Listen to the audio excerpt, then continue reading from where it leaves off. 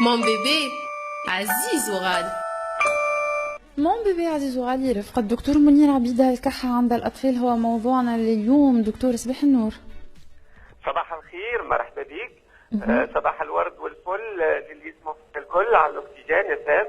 ان شاء الله بدايه اسبوع موفقه للجميع إن شاء الله. دون موضوعنا اليوم اخترنا مع بداية الأسبوع باش نحكيو على الكحة عند الأطفال. صحيح، توا احنا في فصل الشتاء، الكحه تكثر توا في الشتاء، خصوصا مع كثره الامراض الفيروسيه اللي تكثر برشا عند الصغار والكبار. وهذاك علاش هي بدايه سلسله نتاع مواضيع الشتاء. نبداوها اليوم بالكحه، هو موضوع عام. تعرفوا اللي الكحه راهو عمل دفاعي يدافع به الجسم على كل هذيك الافرازات والا الاجسام الغريبه اللي نلقاوها في القصبات الهوائيه نتاع الصغير. دونك هي كاينه رد فعل اذا كان فما حاجه غير طبيعيه في الطرق التنفسيه باش ينظف هذيك الطرق. وهذاك علاش من الماء ننصحوا اذا كان الصغير يكح ما نعطيوش اي دواء بدون مشوره الطبيب، على خاطر الدواء ضد السعال راهي بصفه عامه ممنوع عند الصغيرات اللي عمرهم اقل من عامين وحتى اقل من 3 سنين. هو ماهيش مرض الكحه، الكحه هو عرض من العوارض اللي تصحب عديد الامراض، وخصوصا الامراض التنفسيه اللي بالخصوص الامراض زاد الفيروسيه اللي تكثر توا في الفتره هذه، فتره الشتاء، اللي نلقاو برشا امراض معديه. وهذاك علاش باش ناكدوا في الاخر على الوقايه. التشخيص يبقى باش يجيك اي ام او الوالدين كي يجيوك باش يشكيو من الكحه، اول سؤال نسالوا العائله: الكحه هذه شايحه جافه والا فيها بلغم يعني معديه؟ ونسالوا زاده اذا كان اللون نتاع البلغم يعني ترى شفاف ابيض والا مستصفر مقيح ولا ساعات فيه حتى الدم. نسالوهم زاده على البدايه نتاع الكحه، من وقتاش بدات، عمر الصغير، الكحه هذه يكح في الليل ولا في النهار ولا ساعات ليل ونهار. نسالوا زاده فمشي عوارض مصاحبه للكحه، عنده شي سخانه، سيلان للانف ولا يعطس شي ولا عنده شي عوارض اخرى او جع في الاذن ولا صعوبه في التنفس، فمشي تصفير ولا تخشخيش في الزر. نسالوهم زاده اذا كان فما زروقيه في الودن، نحاولوا ان نشوفوا داير بالفم تفهمشي زروقيه. نسالوا فمشي عوامل اللي هيجت الكحه هذه، فمشي تدخين سلبي في الدار والا حسب الطقس، يا هل ترى في الشتاء برك ولا في الخريف ولا في الربيع، يعني موسمي ولا فمشي زاده. نحكيو على تغذية الصغير، شنو يتغذى، هل ترى رضاعة طبيعية أو تغذية اصطناعية، المحيط نتاعو، الغرفة نتاعو، درجة الحرارة اللي فيها، فمشي ربما كما قلنا أشجار محيطة بالمنزل. نفس الشيء نحاولوا نسألوه فمشي حاجات في المحيط أو في الماضي نتاع العائلة، فمشي حساسية.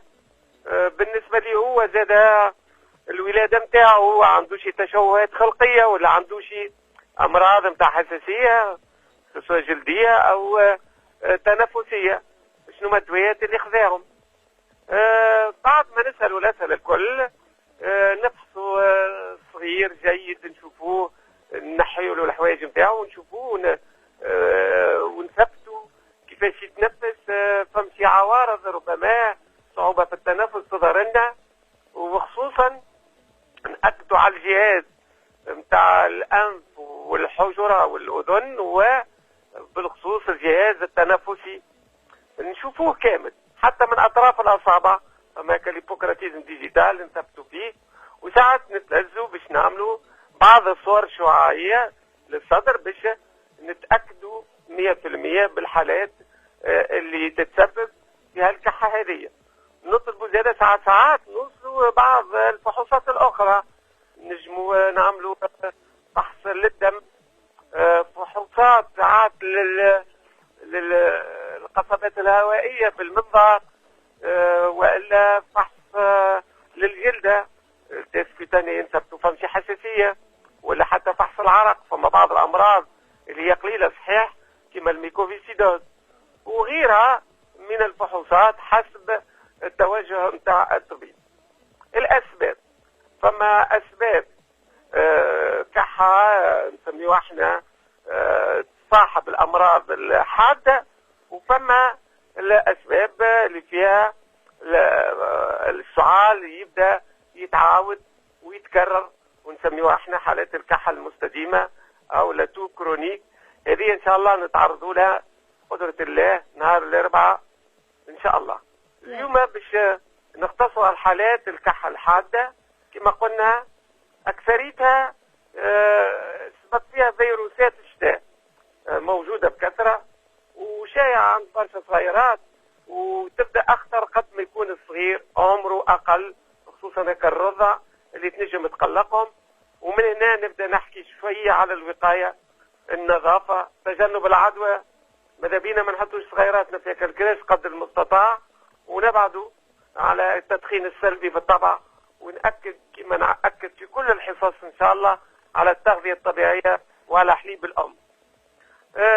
من بعض الأسباب ما احناش باش نتعمقوا فيهم إن شاء الله في حصص قادمة نتعمقوا فيهم أكثر باش نقولهم بصفة أكثر سرعة. فما من الأسباب الالتهاب الأنف الحنجر عند الصغيرات موجود بكثرة، الرينوفرنجيت هي تجي عندك الصغيرات اللي أقل من عامين اللي ما عندهمش مازالت مناعة باهية وتوا في فصل الشتاء، والفيروسات هم الأسباب في أكثر الحالات.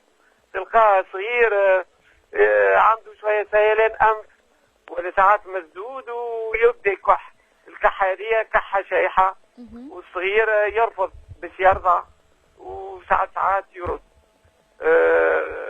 فما زاد حالات التهابات القصيبات الهوائية البرونكيوليت هذه موجودة بكثرة.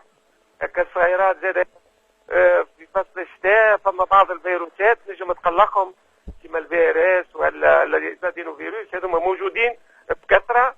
والصغير كما قلنا يجم على الأول يبدأ خشمه يجري ولا مسدود، وبعد يولي كح. على الأول الكحة شايحة وبعد تولي بالبلغم، يولي عنده صعوبة في التنفس، صدره يخشخش يزفر. حالة زادة استعجالية ماذا بينا نشوفوا الطبيب نتاعنا قبل ما تتعقد الأمور. فما زادك التهاب البحشيشة يكثر توا زاد في فصل الصيف الشتاء، وخصوصا عند الصغيرات اللي أعمارهم بين 6 أشهر و6 سنوات. تلقاه صغير بعد زكام عادي نتاع نهارين يقوم عقاب الليل مع نص الليل هكاك يولي يقوم يجري يتوج على هواء. تلقاه يكح كحة شائحة قوية برشا تخش عليها نباح بصعوبة. ماذا بينا نحترموا الجلوس نتاع الصغير وما ندخلوش بعضنا ونتصلوا بالطبيب في أقرب وقت. فما حالات اللي هي باش تكثر وبدات هو الجريب. توا الجريب توا وقته هو باش يشد الكبار والصغار. الجريب راهو العدوى قوية برشا، والسنار ردوا بالكم الفيروسات ديجا اللي عندهم بعض الأمراض المزمنة نبدأ من تو ننصحهم باش يمشيوا ويلقحوا في أقرب وقت. هنا كما قلت لك يكثر في المجموعات كرياض الأطفال ولا في الكراش دور الحضانة، والأعراض تجي بصفة مباشرة. السخانة تطلع ل 39، خشمه يجري مستحمر، كحة سايحة، ويبدأ الصغير تعب برشا يحب يرقد يرفض الرضاعة. ولهنا ماذا بينا نردوا بالنا من العدوى، وكما قلنا التلقيح حتى للصغيرات اللي عمرهم فوق 6 أشهر. فما نكمل بها اليوم هي حالة ما هيش فيروسية ولكن موجودة عند الصغيرات. هيك الصغيرات نسميوها اللي يجيهم السعال الفجئي.